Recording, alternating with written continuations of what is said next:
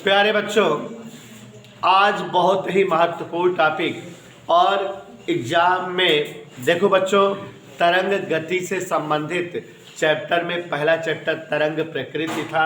उसमें भी 5-7 नंबर का क्वेश्चन पक्का पक्का पूछा जाता था। हमने आपको बताया भी कि हाइगन द्वितीय तरंग का सिद्धांत और हाइगन द्वितीय तरंग का सिद्धांत से परावर्तन अपवर्तन नियम व्याख्या आपने अनुसार में भी देखा, एक ही लगा रहे हो लेकिन आ गया था उसमें।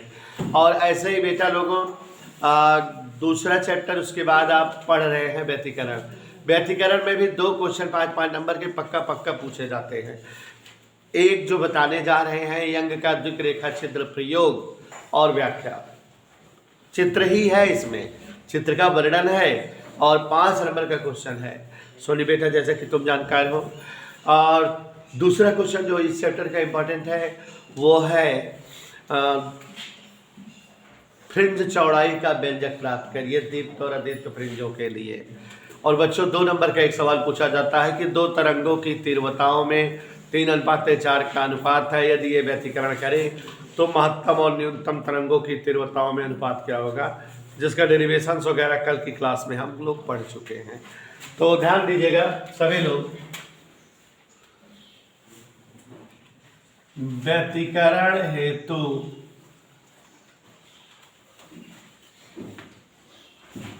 यंग का हेडिंग आप सबको दिख रही है, मेरा अनुमान है। व्यतिकरण हेतु यंग का द्विक रेखा छिद्र प्रयोग। बेटा प्रैक्टिकल है तो इसलिए चित्र का वर्णन में सब कुछ भरा हुआ है और आप लोग रफ कॉपी पर बनाइएगा चित्र। वैसे हम प्रयास कर रहे हैं कि हम आपको चित्र बढ़िया सा स्पष्ट बना के समझा दें। चित्र इसका सही से बनता नहीं है बेटा, हम लोगों से भी नहीं बनता है, टेढ़ा मेढ़ा हो जाता है। ठीक है, चित्र वो थोड़ा सा अभी जान जाओगे क्यों नहीं बनता है। वो गलती हम लोगों की नहीं है, हम लोग के पास प्रकार नहीं होता इसलिए नहीं बनता। तो चलिए, व्यतिकरण हेतु यंग का द्विक रेखा छिद्र प्रयोग। आप सभी साथी ये जानते हैं कि भिन्न भिन्न तीव्रता वाली प्रकाश तरंगिकाएं एक साथ जब एक माध्यम में संचरित होती हैं किसी रेखा छिद्र से होकर, तो परिणामी तरंग की तीव्रता कुछ बिंदुओं पर बढ़ी हुई और कुछ बिंदुओं पर घटी हुई प्राप्त होना ही व्यतिकरण कहलाता है। यही तो परिभाषा पढ़ाए हैं, बताए हैं आपको। और कल अभी आपको शर्तें बताए थे व्यतिकरण के लिए कि व्यतिकरण हो सके इसके लिए कला संबद्ध स्रोत होने चाहिए। व्यतिकरण हो सके इसलिए रेखा छिद्र दोनों के दोनों प्रकाश तरंगिकाओं वाले बहुत ही संकीर्ण और बहुत ही पास पास होने चाहिए। प्रकाश तरंगिकाएं समान तरंग दैर्घ्य की होनी चाहिए। प्रयुक्त प्रकाश तरंगिकाएं समान आवृत्ति की, लगभग समान आयाम या समान आयाम की होनी चाहिए। यही कंडीशंस बताए थे, 6 कंडीशंस थी व्यतिकरण की। तो बेटा ओझा जी जरा ध्यान दो बेटा। तो यशपाल दिख रहा है बेटा। यंग के द्विक रेखा छिद्र प्रयोग, वैज्ञानिक सर थॉमस यंग, इनका पूरा नाम था थॉमस यंग। तो सर थॉमस यंग 1801 ईस्वी में व्यतिकरण की घटना को जो है दिखाने के लिए एक विशेष प्रकार का ऑपरेटर सेट किए उपकरण, और आपके सामने व्यतिकरण की घटना इन्होंने जैसे दिखाई वैसे ही हम दिखा रहे हैं। इसे ही थॉमस यंग का द्विक रेखा छिद्र प्रयोग कहते हैं। और इस प्रयोग की व्याख्या भी मैं आपको करूंगा कि यह ऐसा दिखा क्यों। तो देखो बेटा, सबसे पहले तो ये जान लो कि थॉमस यंग के रेखा छिद्र प्रयोग में ये एक पर्दा जो सबसे पहले था और सबसे मेन था, ये था पर्दा यल। इसका नाम था पर्दा यल। आप सभी से गुजारिश है कि पटरी पेंसिल का प्रयोग करके सीधा सीधा छोटा सा आयताकार पर्दा बनाना। ठीक है, सीधा सीधा बनेगा। तो और इस पर्दे में बीचों बीच में एकदम मध्य में, ठीक एकदम मध्य में एक रेखा छिद्र था रेखा छिद्र यस इसका नाम था। और ये पर्दा है यल। तो सर थॉमस यंग के प्रयोग में सर्वप्रथम एक पर्दा मीनू बेटा क्या लिया गया, एल, और इसके मध्य में एक रेखा छिद्र क्या रखा गया, यस। सभी को समझ में आ गया। एक रेखा छिद्र मैंने खुरच दिया है यहाँ, खुरच। इस पर्दे के कुछ दूरी पर और इस पर्दे के समांतर, इस पर्दे जैसा ही एक और पर्दा ले लिया गया, पर्दा एन।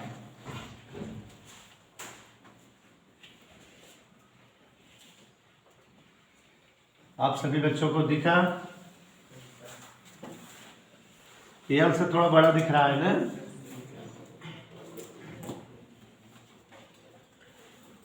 पर्दे यल के ठीक सीध में यल के समांतर एक दूसरा पर्दा यल से कुछ दूरी पर पर्दा यम रखा गया। इज दैट ओके बेटा? दिख रहा है सभी बच्चे को? अच्छा, कैमरे की वजह से थोड़ा टेढ़ा मेढ़ा दिख रहा होगा, बाकी मैंने सीधा फिगर बनाई है ना। एक्चुअली में जो है ये थोड़ा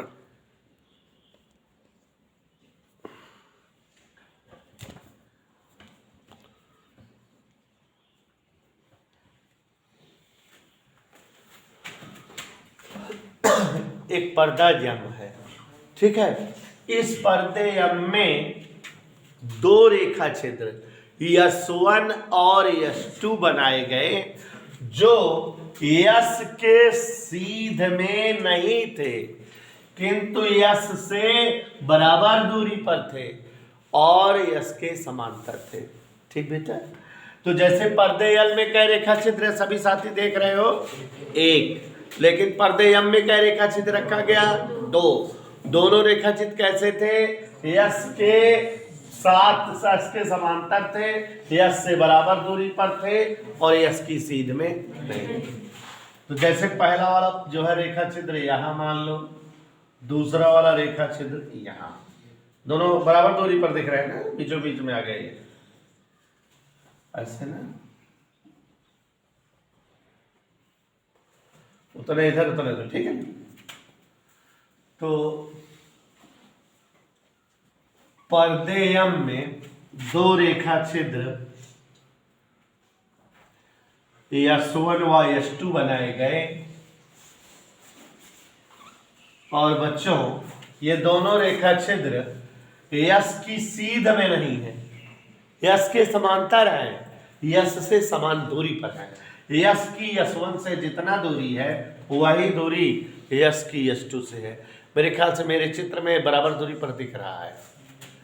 और फिगर बेटा अच्छी नहीं बनती है अंबुज, तो फिर मजा नहीं आती। फिजिक्स में मैं प्रयास करता हूँ मेरी फिगर अच्छी बनती भी है, जो भी फिजिक्स के जो है चित्र वाले टॉपिक रहते होंगे मैं बढ़िया चित्र बनाता भी हूँ, प्रयास करता हूँ बढ़िया बन जाए ऐसे। ओके बेटा? कापी अगर हॉरिजॉन्टल रख के बनाओगे चित्र कभी नहीं बनेगा, वो वर्टिकल रख कर बनाओगे, ऐसे रख के बनाना, देख लो तो बना लेना। ये पर्दा यम है, पर्दे यम से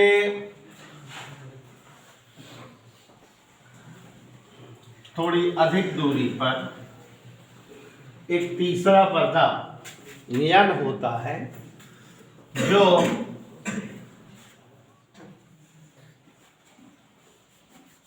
यल और यम के समांतर होता है। तो कुल कै पर्दे हो गए? ये डिटेक्टर पर्दा है। इसी पर्दे पर फ्रिंजें प्राप्त होती हैं। फ्रिंज क्या है अभी समझोगे। समझ आया चित्र बेटा? तो यंगवा पगला गया है,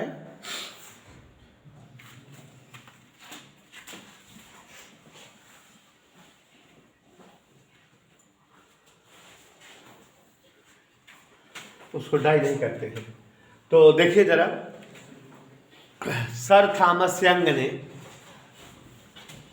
व्यतिकरण की घटना को प्रदर्शित करने के लिए एक पर्दा यल लिया जिसके मध्य में एक रेखा छिद्र यस था। पर्दे यल से कुछ दूरी पर एक दूसरा पर्दा यम लिया जिसमें दो रेखा छिद्र यस1 और यस2 थे, जिनकी खासियत थी कि वो जो है रेखा छिद्र यस के समांतर हैं, यस के सीध में नहीं है, यस से समान दूरी में। याद हो रहा है ना बेटा? पर्दे यम से थोड़ा अधिक दूरी पर यम के समांतर एक तीसरा पर्दा यम था, उसको देखो डाई नहीं की। अब यहां एक रेखा छिद्र या प्रकाश स्रोत एक्स है, कोई नाम लिख दो। एक प्रकाश स्रोत यस है जहां से एक वर्णी प्रकाश समतल तरंगाग्र के रूप में आपतित हो रहा है। यह कैसा प्रकाश है? समतल तरंगाग्र है। यह समतल तरंगाग्र के रूप में प्रकाश क्यों आ रहा है? क्योंकि इसका मतलब प्रकाश स्रोत रेखा छिद्र यस से बहुत दूर है। हम आपको बताए हैं कि जब जो है प्रकाश स्रोत बहुत दूर रहता है तो उससे जो है जो प्रकाश आता है वो समतल तरंगाग्र के रूप में आता है। Is that clear? और ये ऐसे तरंगिकाएं हैं इस समतल तरंगाग्र की जो समतल तरंगाग्र के लंबवत संचरित हो रही हैं। ये एकवर्णी प्रकाश तरंगिकाएं हैं, एक ही रंग का प्रकाश निकालने वाला स्रोत है और यह समतल तरंगाग्र बना हुआ है। ये समतल तरंगाग्र है, तरंगों के संचरण की दिशा इधर है, इधर के लिए। तो रेखा छिद्र यस, या नाम इसका न ले, हम इसका नाम ही न ले, अगर चाहे तो ऐसे बोल सकते हैं कि किसी एकवर्णी प्रकाश स्रोत माने एक ही मोनोक्रोमेटिक, एक ही रंग का प्रकाश निकालने वाले प्रकाश स्रोत से समतल तरंगाग्र आपतित होता है। किस पर आपतित होता है? प्रकाश स्रोत या रेखा छिद्र यस पर आपतित होता है। तो जब ये प्रकाश तरंगिकाएं यस पर आपतित होती हैं तो यस से निकलकर जब प्रकाश तरंगिका बाहर आएगी तो चूंकि यस एक रेखा छिद्र है, बिंदुवत या गोलीय प्रकाश स्रोत है, तो इससे जो प्रकाश तरंगिकाएं निकलेंगी वो गोलीय तरंगाग्र के रूप में होगी। किस तरंगाग्र के रूप में होगी? और जो यस से प्रकाश तरंगिकाएं निकलेंगी इन खाली जगह में खूब थोक के भाव फैल जाएंगी और सभी दिशाओं में गोलीय तरंगाग्र भर जाएगा पर्दे यल और यम के बीच में। ठीक है? आप लोग अगर कभी कक्षा 9-10 पढ़े हो तो जैसे तरंग बनती हैं, इस तरह से तरंगिकाएं संचरित होती हैं, जब 11th की क्लास में भी पढ़े होंगे, तो धनात्मक दिशा में जो बिंदु होते हैं संचरण वाले, उन बिंदुओं को श्रृंग कहा जाता है, नोड एंटी नोड। और जो ऋणात्मक दिशा के बिंदु होते हैं उन्हें गर्त कहा जाता है। तो धन दिशा में विस्थापन श्रृंग, ऋण दिशा में विस्थापन गर्त। तो इन्होंने तो तरंग में श्रृंग और गर्त रहे। यहाँ हम सभी जो ना दिमाग लगाई थी बेटा, क्या लगाते हैं? दिमाग। श्रृंग को इस चाप से दिखाते हैं, किस चाप से? और गर्त को इस चाप से। अब बताओ, इन दोनों का नाम है। इसको कहते हैं विच्छिन्न चाप, माने छेदहा चाप, हर जगह कटा कटा है ना। और इसको कहते हैं अविच्छिन्न चाप, अनछेदहा चाप। ठीक है? समझ में आएगी कुछ? मैं इतने बता। तो बच्चों, श्रृंग और गर्त तरंगों की जो है यहाँ दिखाएंगे। तो जब जो है समतल तरंगाग्र एक वर्णी प्रकाश स्रोत से आपतित हुआ रेखा छिद्र यस पर, तो यस बिंदुवत प्रकाश स्रोत है, इससे जो तरंगाग्र निकलेगा वो गोलीय तरंगाग्र होगा और वो तरंगाग्र यल और यम के बीच के खाली जगह में फैल जाएगा और उस तरंगाग्र में अविच्छिन्न चाप, विच्छिन्न चाप, अविच्छिन्न चाप, विच्छिन्न चाप, माने तरंगों की श्रृंग अवस्था और तरंगों की गर्त अवस्था। और ये कहाँ फैलेगी? यल और यम के बीच में। और प्यारे बच्चों, ये यल और यम के बीच में ये तरंगाग्र पूरा का पूरा ऐसे जो है फैल गया। और अब ये तरंगाग्र जो है S1 और S2 तक पहुंचेगा। यहाँ बच्चों जब आप लोग जो है, अभी मैंने बताया कि फिगर अनस्पष्ट हो जाएगी, इसीलिए आपको कहा कि कई कलर का पेन प्रयोग करना। जो मैंने डार्ट एंड डार्ट वाली लाइनें एक ही कलर में बनाई है, आप जो है इसको ब्लैक बना देना, इसको ब्लू बना देना या ग्रीन से बना देना, तो क्लियर होती रहेंगी अविच्छिन्न अविच्छिन्न वाला। ठीक है, अलग अलग कलर से। तो देखो हम व्याख्या भी करते जा रहे हैं, अगर आप ध्यान दे रहे हो तो हमारी व्याख्या चलती रही है। तो भाई रहमान जी, जब जो है समतल तरंगाग्र की तरंगिकाएं रेखा छिद्र यस पर आपतित होती हैं, तो रेखा छिद्र यस से फिर प्रकाश तरंगिकाएं बाहर उत्सर्जित होती हैं। यस एक नए प्रकाश स्रोत का काम करता है और यहाँ से गोलाकार तरंगिकाएं निकलेंगी या उत्सर्जित होंगी। ऐसा हम जान रहे हैं, क्यों? क्योंकि बिंदुवत प्रकाश स्रोत से जो तरंगिकाएं निकलती हैं वो सभी दिशाओं में निकलती हैं, सभी दिशाओं में संचरित होती हैं और उनका तरंगाग्र क्या होता है? गोलीय तरंगाग्र होता है। अगर हम इनका तरंगाग्र बनाएं तो ऐसे ही ये तरंग संचरण की दिशा है। एक इधर जा रही तरंग, एक इधर जा रही है, इधर सभी दिशाओं में तरंगें निकल रही है कि नहीं?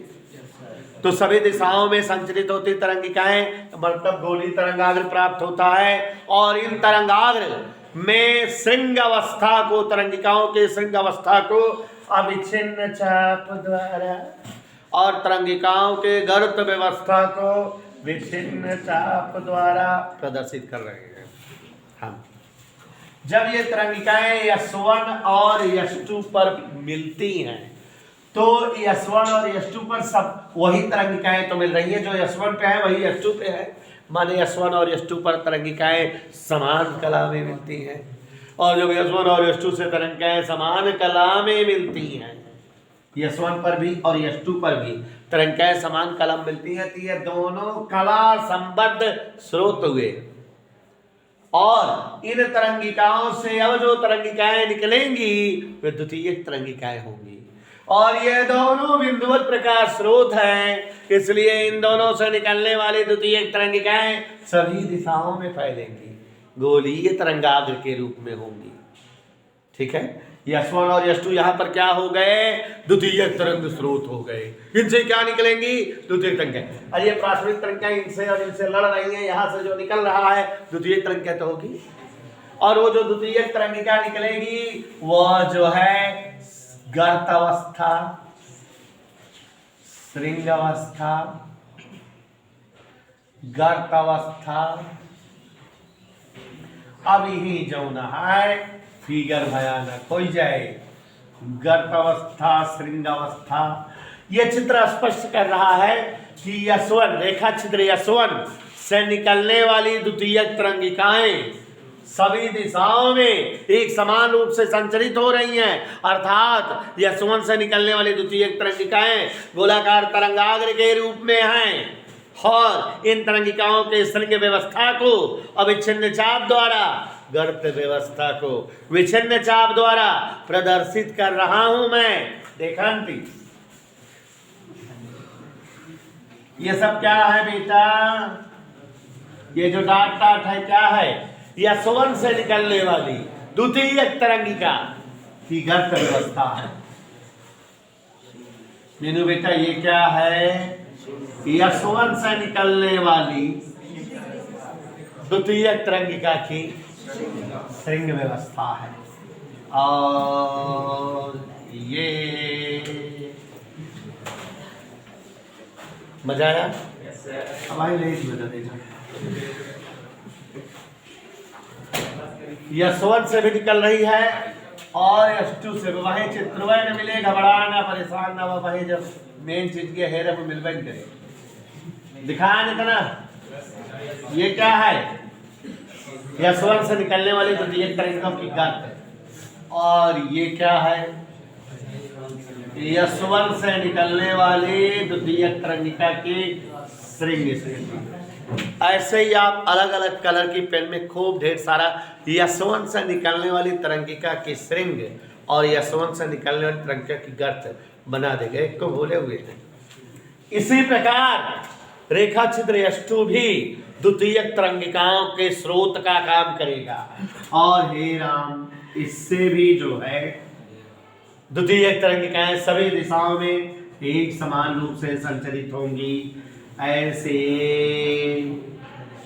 अविच्छिन्न और विच्छिन्न चाप व्यवस्था द्वारा इसके भी हम श्रृंगों और गर्तों को दिखा सकते हैं, और इस तरह से यष्टु से निकलने वाली तरंगिकाओं के श्रृंग और गर्त विच्छिन्न और अविच्छिन्न चाप के रूप में दूर तक फैल जाएंगे।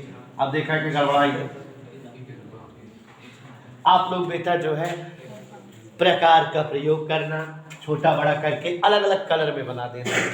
यहाँ पर अब दिमाग की बात है ना, आप देखोगे कि जब ये तरंगिकाएं यम और यन के बीच में आगे बढ़ेंगी तो कुछ जगह आपको दिखाई देगा कि यशवन से निकलने वाली द्वितीयक तरंगिका का श्रृंग यष्टु से निकलने वाली द्वितीयक तरंगिका के श्रृंग से मिल रहा होगा, और कुछ स्थानों पर दिखेगा यशवन से निकलने वाली तरंगिका का गर्त यष्टु से निकलने वाली तरंगिका के गर्त से मिल रहा होगा। ठीक है, देखो हेरो श्रृंग ओकै एक श्रृंग ओकै गर्त एक गर्त कहूं मिला था नहीं, अरे मोरी माई देखा। अब ये यही है, फोटो की बात है। अब तो ढेर सारा फोटो बना तो गड़बड़ाया, अरे रह जाता। हाँ यहाँ ध्यान दो, आवाज नहीं। ये और ये जो बिंदु है इनको छोटे सर्किल से दिखाएंगे हम, छोटे सर्किल से। श्रृंग को श्रृंग से मिलाने वाली रेखा, गर्त को गर्त से मिलाने वाली रेखा को छोटे सर्किल। देखा है, देखा दोनों श्रृंग श्रृंग है, माने अविच्छिन्न अविच्छिन्न वाली लाइन।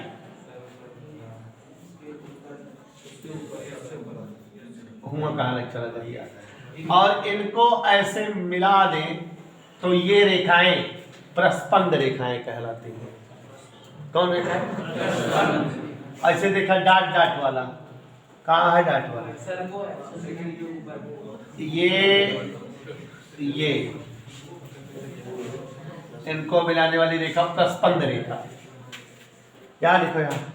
ये देखो श्रृंग श्रृंग है, ये भी श्रृंग श्रृंग है, तो इनको मिलाने वाली रेखा प्रस्पंद रेखा।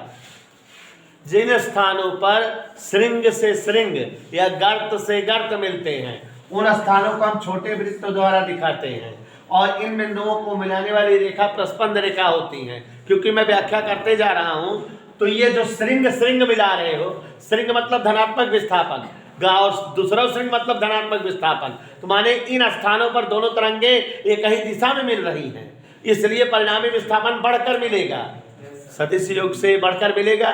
माने इन बिंदुओं पर अधिकतम विस्थापन की स्थिति होगी, माने यहाँ दीप्त कंडीशन बनेगी, मतलब संपोषी व्यतिकरण वाली।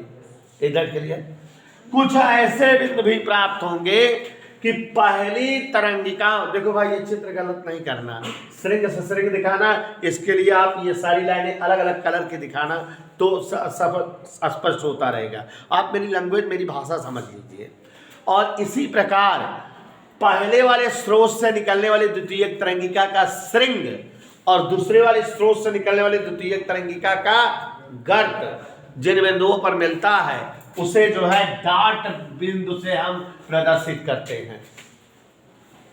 श्रृंग श्रृंग मिले, गर्त गर्त मिले तो वो का छोटा सर्किल से, खोखला गोला से, और जब जो है श्रृंग गर्त मिले या गर्त श्रृंग मिले तो का जो है भर्तु गोला से देखा हुआ है। जहां श्रृंग श्रृंग मिलत बा माने ई वाला जो वृत्त बनाए है, जहां वहां तरंगे एक ही दिशा में है, संचरित हो रही है। श्रृंग श्रृंग माना धनात्मक है, गर्त गर्त माने दोनों ऋणात्मक है। तो उन स्थानों पर परिणामी तरंग का विस्थापन बढ़ा हुआ प्राप्त होगा, माने वहां संपोषी व्यतिकरण या दीप्ति स्थिति होगी।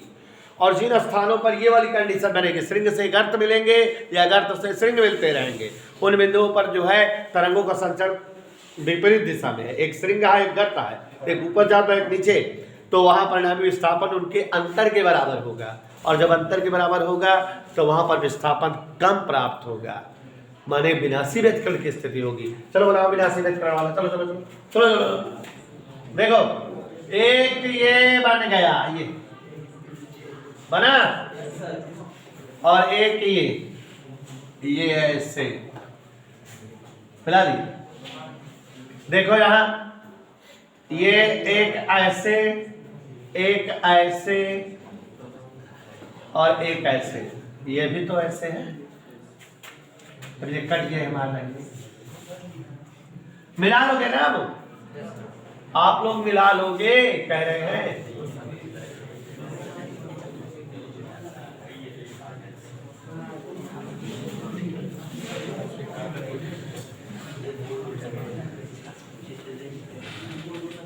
एक जगह प्रस्पंद रहे, एक जगह निष्पंद, और एक बीचों बीच वाले में ही केंद्रीय फ्रिंज बने।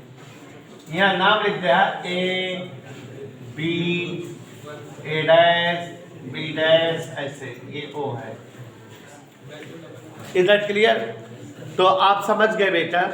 ये आप जो है सही से फिगर बना के यहाँ मिलाइएगा, माने दोनों। अब देखो चूंकि इसका चित्र ज्यादा बना, इसका कम बना है, इसलिए कम मिला। अब यहाँ तक अगर लाइनें बना दे, यहाँ तक, तो हमको मिलने लगेंगी। ठीक है, बना लोगे कि नहीं? समझ आ गया? तो S1 से निकलने वाली द्वितीयक तरंगिकाओं के श्रृंग, S2 से निकलने वाली द्वितीयक तरंगिकाओं के श्रृंग जिन बिंदुओं पर मिले या दोनों के गर्त जिन बिंदुओं पर मिले, उन्हें हम इस तरह के वृत्त से दिखाते हैं। और ऐसे वृत्तों को मिलाने वाली रेखाएं प्रस्पंद रेखाएं। प्रस्पंद रेखाएं जहां पर्दे पर यंग पर मिलती हैं, वहां दीप्त फ्रिंज की स्थिति होती है, चमक आती है, इसे दीप्त फ्रिंज कहते हैं। ये रेखाएं प्रस्पंद और स्पंद रेखाएं जहां पर्दे पर मिलती हैं वहां फ्रिंज बनता है। तो ये कौन सी जो है फ्रिंज है? दीप्त फ्रिंज। और जब बेटा दोनों तरंगिकाओं, दोनों स्रोतों से निकलने वाली तरंगिकाओं में एक स्रोत की तरंगिका का गर्त दूसरे स्रोत की तरंगिका के श्रृंग से, या एक स्रोत की तरंगिका का श्रृंग दूसरे स्रोत की तरंगिका के गर्त से जिन बिंदुओं पर मिले, समझ रहे हो ना? एक का श्रृंग दिख रहा है, क्या का गर्त, उन बिंदुओं को हम जो है डाट से, ब्लैक डाट से प्रदर्शित करते हैं, या जैसे। और इनको मिलाने वाली रेखाएं निष्पंद रेखाएं कहलाती हैं। निष्पंद रेखाएं पर्दे पर जहां मिलती हैं वहां अदीप्त फ्रिंज की सिचुएशन होती है। और ये सर तामरसिंह का जो है द्विरेखाचित प्रयोग है, प्रयोग का वर्णन भी करा दिया, समझा भी दिया। देखो अब जो है एक बार कुलदीप जी तेजी से उसको पढ़